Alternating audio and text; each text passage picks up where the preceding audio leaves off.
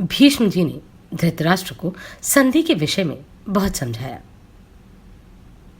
संजय ने भी धृतराष्ट्र को समझाने का भरसक प्रयत्न किया, किंतु धृतराष्ट्र के प्रश्न ऐसे थे कि वह सामने वालों को अपनी सेना की अपेक्षा कम आंकना चाहते थे। जानते हैं आगे क्या हुआ? संपूर्ण महाभारत कथा के उद्योग पर्व के अंतर्गत यान संधि पर्व में। नमस्कार, मैं आभा शर्मा जावास। इन ऑडियो बुक्स को बनाने में अगर आप अपना योगदान देना चाहते हैं तो मेंबरशिप लेके या दिए गए क्यूआर कोड का प्रयोग करके आप ऐसा कर सकते हैं। आपका छोटे से छोटा योगदान भी हमें प्रोत्साहित करता है। अन्यथा शेयर, लाइक या सब्सक्राइब करके तो आप ऐसा कर ही सकते हैं। धृतराष्ट्र बोले, संजय, तुमने जिन लोगों के नाम बताए हैं वे सभी बड़े उत्साही वीर हैं। इनमें भी जितने लोग वहां एकत्र हुए हैं वे सब एक और भीमसेन एक और। तात, मुझे क्रोध में भरे हुए अमरशील भीमसेन से बड़ा भय लगता है, ठीक उसी तरह जैसे महान मृग को किसी व्याघ्र से सदा भय बना रहता है। वत्स, सिंह से डरे हुए दूसरे पशु की भांति मैं भीमसेन से भयभीत हो रात भर गर्म गर्म लंबी सांसें खींचता हुआ जागता रहता हूं। महाबाहु भीम इंद्र के समान तेजस्वी है। मैं अपनी सेना में किसी को ऐसा नहीं देखता जो भीम का सामना कर सके, युद्ध में इसके वेग को सह सके। कुंती कुमार पांडुपुत्र भीम असहनशील तथा वैर को दृढ़तापूर्वक पकड़े रहने वाले हैं। उसकी की हुई हंसी भी हंसी के लिए नहीं होती, वह उसे सत्य कर दिखाता है। उसका स्वभाव उद्यत है। वह टेढ़ी निगाह से देखता और बड़े जोर से गर्जना करता है। वह महान वेगशाली, अत्यंत उत्साही, विशाल बाहु और महाबली है। वह युद्ध करके मेरे मंदबुद्धि पुत्रों को अवश्य मार डालेगा। मेरे पुत्र भी बड़े दुराग्रही हैं, अतः हाथ में गदा लिए कुरुश्रेष्ठ वृकोदर भीम दंडपाणि यमराज की भांति युद्ध में इनको निश्चय ही मार डालेगा। मैं मन की आंखों से देख रहा हूं भीमसेन की सुवर्ण भूषित भयंकर गदा जो लोहे की बनी हुई है और 8 कोनों से युक्त है, ब्रह्मदंड के समान उठी हुई है। जैसे बलवान सिंह मृगों के यूथों में निशंक विचरण करता है, उसी प्रकार भीमसेन मेरी विशाल वाहिनियों में बेखटक विचरेगा। बाल्यकाल में भी मेरे सब पुत्रों में एकमात्र वह भीमसेन ही क्रूर, पराक्रमी, बहुत अधिक खाने वाला, सबके प्रतिकूल चलने वाला तथा सदा अत्यंत वेगशाली था। उसकी याद आते ही मेरा हृदय कांपने लगता है। मैंने दुर्योधन आदि पुत्र बचपन में ही जब उसके साथ खेलकूद में लड़ते थे तब वह गजराज की भांति उन सबको मसल देता था। मेरे पुत्र उसके बल पराक्रम से सदा ही कष्ट में पड़े रहते थे। भयंकर पराक्रमी भीमसेन ही इस फूट की जड़ है। मुझे अपने सामने दिख सा रहा है कि भीमसेन युद्ध में क्रोध से मूर्छित हो मनुष्यों, हाथी और घोड़ों की समस्त सेनाओं को काल का ग्रास बनाता जा रहा है। वह अस्त्र विद्या में द्रोणाचार्य तथा अर्जुन के समान है, वेग में वायु की समानता करता है एवं क्रोध में महेश्वर के तुल्य है। जैसे भीम को युद्ध में कौन मार सकता है? संजय, मुझे अमर्ष में भरे हुए शूरवीर भीमसेन का समाचार सुनाओ। मैं तो यही सबसे बड़ा लाभ मानता हूं कि उस शत्रुघाती मनस्वी वीर ने जब द्रुतक्रीड़ा हो रही थी उसी समय मेरे सब पुत्रों को मार नहीं डाला।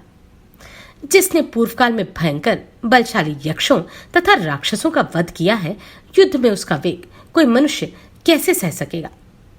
संजय, पांडुकुमार भीमसेन बचपन में ही कभी मेरे वश में नहीं रहा। फिर जब मेरे दुष्ट पुत्रों ने उसे बार बार कष्ट दिया तब इस समय मेरे वश में कैसे हो सकता है? वह क्रूर और क्रोधी है, टूट भले ही जाए पर झुक नहीं सकेगा। सदा टेढ़ी निगाह से ही देखता है, उसकी बाहें क्रोध के कारण परस्पर घुती रहती हैं, जैसे भीमसेन क्रोध में भरा रहता है। वह कैसे शांत हो सकेगा? गौरे रंग का वह शूरवीर भीमसेन ताड़ के समान ऊंचा है। ऊंचाई में वह अर्जुन से एक बित्ता अधिक है। बल में उसकी समानता करने वाला दूसरा कोई नहीं है। वह स्पष्ट नहीं बोलता। उसकी आंखें सदा मधु के समान पिंगल वर्ण की दिखाई देती हैं। वह महाबली मध्यम पांडव अपने वेग से घोड़ों को भी लांघ सकता है और बल से हाथियों को भी पराजित कर सकता है। मैंने बाल्यकाल में ही व्यास जी के मुख से पहले इस पांडुपुत्र के अद्भुत रूप और पराक्रम का यथार्थ वर्णन सुना है। निष्ठुर पराक्रम प्रकट करने वाला यह भयंकर भीमसेन समर भूमि में कुपित होकर लौहदंड से मेरे रथों, हाथियों, पैदल मनुष्य और घोड़ों का भी संहार कर डालेगा। तात संजय सदा क्रोध में भरा रहने वाला अमरशील भीमसेन प्रहार करने वाले योद्धाओं में सबसे श्रेष्ठ है। मेरे पुत्रों के प्रतिकूल आचरण करते समय मैंने पहले कई बार उसका अपमान किया है।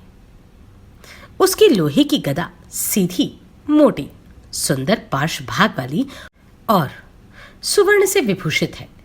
वह शत शत वज्रपात के समान बड़ी जोर से आवाज करती है और एक ही चोट में सैकड़ों को मार डालती है। मेरे बेटे उसका आघात कैसे सह सकेंगे? तात भीमसेन एक दुर्गम आपार समुद्र है। इसे पार करने के लिए ना तो कोई नौका है और ना इसकी कहीं था ही है। बाण ही इसका वेग है। मेरे मूर्ख पुत्र इस भीमसेन में दुर्गम समुद्र को पार करना चाहते हैं। मैं चीखता चिल्लाता रह जाता हूं, परंतु अपने को पंडित समझने वाले ये मूर्ख पुत्र मेरी बात नहीं सुनते। ये केवल वृक्ष की ऊंची शाखा में लगे हुए शहद को देखते हैं। वहां से गिरने का जो भयानक खटका है उसकी ओर इनका ध्यान नहीं है। जैसे महान मृग सिंह से भिड़ जाए, उसी प्रकार जो लोग इस मनुष्य रूपी यमराज के साथ लड़ने के लिए युद्ध भूमि में उतरेंगे, उन्हें विधाता ने ही मृत्यु के लिए प्रेरित करके भेजा है, ऐसा मानना चाहिए। तात संजय भीमसेन की गदा छींके पर रखने योग्य 4 हाथ लंबी और 6 कोणों से विभूषित है। उस अत्यंत तेजस्विनी गदा का स्पर्श भी दुखकारक है। जब भीम उसे मेरे पुत्रों पर चलाएगा, तब वह उसका आघात कैसे सह सकेंगे? भीमसेन जब क्रोधजनित आंसू बहाता और बारंबार अपने ओष्ठ प्रांत को चाटता हुआ गदा घुमा घुमा कर हाथियों के मस्तक विदीर्ण करने लगेगा, सामने भयंकर गर्जना करने वाले गजराजों को लक्ष्य करके उनकी ओर दौड़ेगा। प्रतिकूल दिशाओं की ओर भागने वाले मदोन्मत्त हाथियों की गर्जना के उत्तर में स्वयं भी सिंहनाद करेगा और मेरे रथियों की सेनाओं में घुसकर श्रेष्ठ वीरों को चुन चुन कर मारने लगेगा। उस समय अग्नि के समान प्रज्वलित होने वाले भीम के हाथ से मेरे पुत्र कैसे जीवित बचेंगे? महाबाहु भीम मेरी सेना में घुसकर अपने रथ के लिए रास्ता बनाता, मेरी विशाल वाहिनी को खदेड़ता और हाथ में गदा लिए नृत्य सा करता हुआ जब आगे बढ़ेगा, तब प्रलय काल का दृश्य उपस्थित कर देगा। जैसे मद की धारा बहाने वाला मत वाला हाथी फूले हुए वृक्षों को तोड़ता हुआ आगे बढ़ता है, उसी प्रकार भीमसेन समरभूमि में मेरे पुत्रों की सेना के भीतर प्रवेश करेगा। सज्जय, यह पुरुष सिंह भीम रथों को रथी, सारथी, अश्व तथा ध्वजों से शून्य कर देगा एवं रथियों और घुड़सवारों के अंग भंग कर डालेगा। जैसे गंगा जी का बढ़ता हुआ वेग जलमय प्रदेश में स्थित हुआ नाना प्रकार के तटवर्ती वृक्षों को गिराकर नष्ट कर देता है, उसी प्रकार भीम युद्धभूमि में आकर मेरे पुत्रों की सेना का संहार कर डालेगा। संजय, निश्चय ही भीमसेन के भय से पीड़ित हो मेरे पुत्र, सेवक तथा सहायक नरेश विभिन्न दिशाओं में भाग जाएंगे। परम बुद्धिमान और बलवान महाबली मगधराज जरासंध ने यह सारी पृथ्वी अपने वश में करके इसे पीड़ा देना प्रारंभ किया था, परंतु भीमसेन ने भगवान श्री कृष्ण के साथ उनके अंतपुर में जाकर उस महापराक्रमी नरेश को मार गिराया। भीष्म जी के प्रभाव से कुरुवंशी और नीतिबल से अंधक वृष्णिवंश के लोग जो जरासंध के वश में नहीं पड़े, वह केवल दैवयोग था। परंतु अपनी भुजाओं से सुशोभित होने वाले वीर पांडुपुत्र भीम ने वेगपूर्वक वहां जाकर बिना किसी अस्त्र शस्त्र के ही उस जरासंध को यमलोक पहुंचा दिया। इससे बढ़कर पराक्रम और क्या होगा। संजय, जैसे विषधर सर्प बहुत दिनों से संचित किए हुए विष को किसी पर उगलता है, उसी प्रकार भीमसेन भी अपने संरक्षित विष को या दीर्घकाल से संचित अपने तेज को रणभूमि में मेरे पुत्रों पर छोड़ेगा। जैसे देवश्रेष्ठ इंद्र वज्र से दानवों का संहार करते हैं, उसी प्रकार हाथ में गदा लिए भीमसेन मेरे पुत्रों का संहार कर डालेगा। उसका आक्रमण दुस्सह है, उसकी गति को कोई रोक नहीं सकता। उसका वेग और पराक्रम तीव्र है। मैं प्रत्यक्ष देख रहा हूं कि वह भीम क्रोध से अत्यंत लाल आंखें किए इधर ही दौड़ा रहा है। यदि वह गदा, धनुष, रथ और कवच को छोड़कर केवल दोनों भुजाओं से युद्ध करे, तो भी उसके समान कौन पुरुष ठहर सकता है। उस बुद्धिमान भीम के बल और पराक्रम को जैसे मैं जानता हूं, उसी प्रकार ये भीष्म, विप्रवर, द्रोणाचार्य तथा शरदान के पुत्र कृप भी जानते हैं। तथापि ये नरश्रेष्ठ शिष्ट पुरुषों के व्रत को जानते हैं, इसलिए युद्ध में प्राण त्याग करने की इच्छा से मेरे पुत्रों की सेना के अग्रभाग में डटे रहेंगे। पुरुष का भाग्य ही सबसे विशेष प्रबल है, क्योंकि मैं पांडवों की विजय समझकर भी अपने पुत्रों को रोक नहीं पाता। वे महार धनुर्धर भीष्म आदि पुरातन स्वर्गीय मार्ग का आश्रय ले पार्थिव यश की रक्षा करते हुए घमासान युद्ध में अपने प्राण त्याग देंगे। तात, इनके लिए जैसे मेरे पुत्र हैं, वैसे ही पांडव भी हैं। दोनों ही भीष्म के पौत्र तथा द्रोण और कृप के शिष्य हैं। संजय, भीष्म, द्रोण और कृपाचार्य यह तीनों वृद्ध श्रेष्ठ पुरुष हैं। अतः हमारे आश्रय में रहकर इन्होंने जो कुछ भी दान यज्ञ आदि किया है कि उसका बदला चुकाएंगे। युद्ध में दुर्योधन का ही साथ देंगे। जो अस्त्र शस्त्र धारण करके क्षात्र धर्म की रक्षा करना चाहता है, उस क्षत्रिय के लिए संग्राम में होने वाली मृत्यु को ही श्रेष्ठ एवं उत्तम माना गया है। जो लोग पांडवों से युद्ध करना चाहते हैं, उन सब के लिए मुझे बड़ा शोक हो रहा है। विदुर जी ने पहले ही उत्स्वर से जिसकी घोषणा की थी, वही यह भय आज आ पहुंचा है। संजय, मुझे तो ऐसा ज्ञात होता है कि ज्ञान दुख का नाश नहीं करता, अपितु प्रबल दुख ही ज्ञान का भी नाश करने वाला बन जाता है। जीवन मुक्त महर्षि भी लोक व्यवहार की ओर दृष्टि रखकर सुख के साधनों से सुखी और दुख से दुखी होते हैं। फिर जो पुत्र, राज्य, पत्नी, पौत्र तथा बंधु बांधवों में जहां तहां सहस्त्रों प्रकार से मोहवश आसक्त हो रहा है, उसकी तो बात ही क्या है। इस महान संकट के विषय में मैं क्या उचित प्रतिकार कर सकता हूं। मुझे तो बार बार विचार करने पर कौरवों का विनाश ही दिखाई देता है। द्यूत क्रीड़ा आदि की घटनाएं ही कौरवों पर भारी विपत्ति लाने का कारण प्रतीत होती हैं। ऐश्वर्य की इच्छा रखने वाले मूर्ख दुर्योधन ने लोभवश यह पाप किया। मैं समझता हूं कि अत्यंत तीव्र गति से चलने वाले काल का ही यह क्रमशः प्राप्त होने वाला नियम है। इस कालचक्र में उसकी नेमी के समान मैं जुड़ा हुआ हूं, अतः मेरे लिए इससे दूर भागना संभव नहीं है। संजय, क्या करूं, कैसे करूं और कहां चला जाऊं? ये मूर्ख कौरव काल के वशीभूत होकर नष्ट होना चाहते हैं। तात, मेरे 100 पुत्र यदि युद्ध में मारे गए, तब विवश होकर मैं इनकी अनाथ स्त्रियों का करुण क्रंदन सुनूंगा। हाय, मेरी मृत्यु किस प्रकार हो सकती है। जैसे गर्मी में प्रज्वलित हुए अग्नि हवा का सहारा पाकर घास फूस एवं जंगल को भी जलाकर भस्म कर देती है, उसी प्रकार अर्जुन सहित पांडुनंदन भीम गदा हाथ में लेकर मेरे सब पुत्रों को मार डालेगा। धृतराष्ट्र बोले, संजय, जिनके मुंह से कभी कोई झूठ बात निकलती ही नहीं, तथा जिनके पक्ष में धनंजय जैसे योद्धा हैं, उन धर्मराज युधिष्ठिर को भूमंडल का कौन कहे। तीनों लोगों का राज्य भी प्राप्त हो सकता है। मैं निरंतर सोचने विचारने पर भी युद्ध में गांडीवधारी अर्जुन की समानता करने वाला कोई वीर नहीं देखता जो रथ पर आरूढ़ हो उनके सम्मुख जा सके, जो हृदय को विदीर्ण कर देने वाली करनी और नालिकादि वर्णों की निरंतर वर्षा करते हैं। उन गांडीव बंधवा अर्जुन का युद्ध में सामना करने वाला कोई भी समकक्ष योद्धा नहीं है।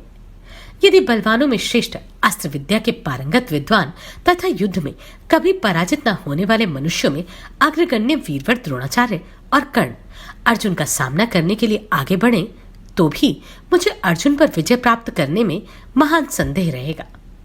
मैं तो देखता हूं मेरी विजय होगी ही नहीं, क्योंकि कर्ण दयालु और प्रमादी है। आचार्य द्रोण वृद्ध होने के साथ ही अर्जुन के गुरु हैं।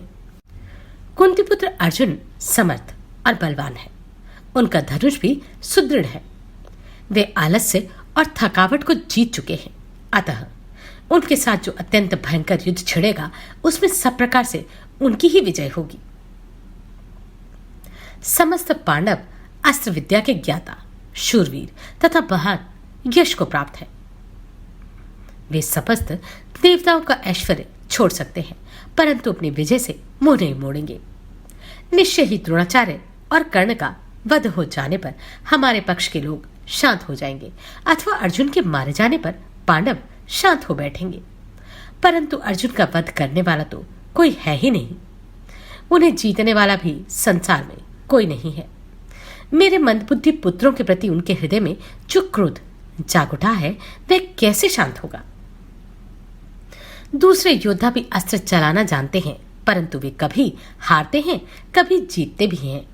केवल अर्जुन ही ऐसे हैं जिनकी निरंतर विजय ही सुनी है। खांडवदाह के समय अर्जुन ने मुख्य 33 देवताओं को युद्ध के लिए ललकार कर अग्निदेव को तृप्त किया और सभी देवताओं को जीत लिया। उनकी कभी पराजय हुई है, इसका पता हमें आज तक नहीं है। तात साक्षात भगवान श्री कृष्ण, जिनका स्वभाव और आचार व्यवहार भी अर्जुन के ही समान है, अर्जुन का रथ हाँकते हैं। अतः इंद्र की विजय की भांति उनकी भी विजय निश्चित है।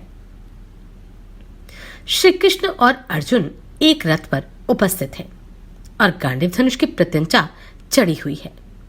इस प्रकार ये दोनों तेज एक ही साथ एकत्र हो गए हैं। यह हमारे सुनने में आया है।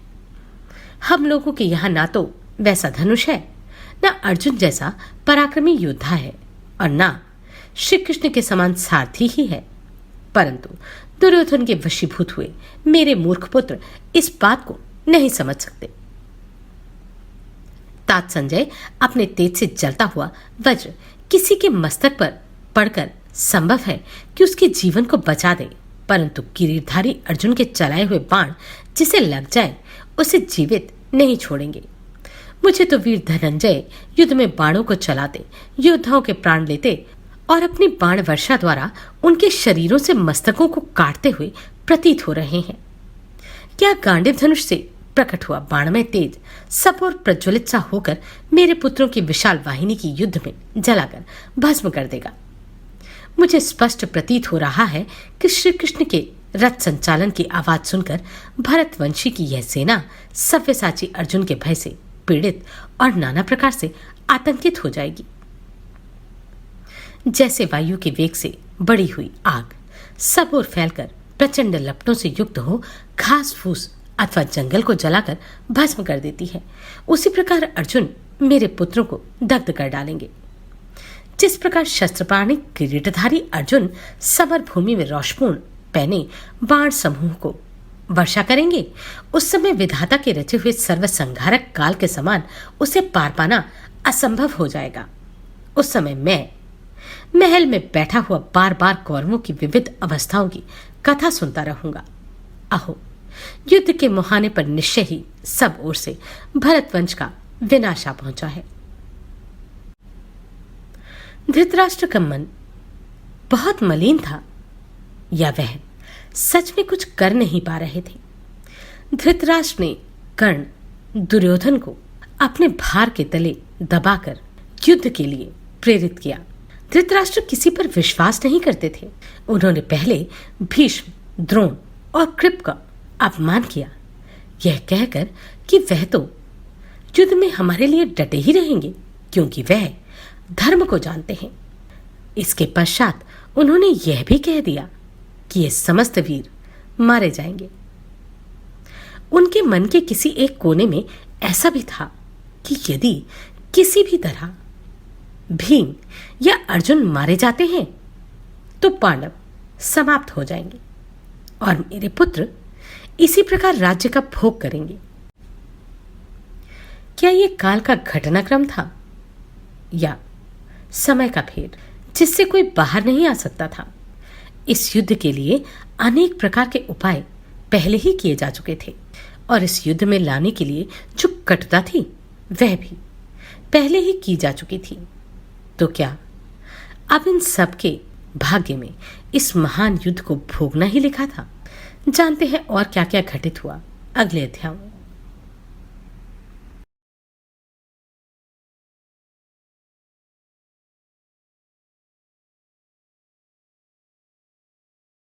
आप सभी को कोटि कोटि साधुवाद। आपने इन वीडियोस को इतना प्रेम दिया।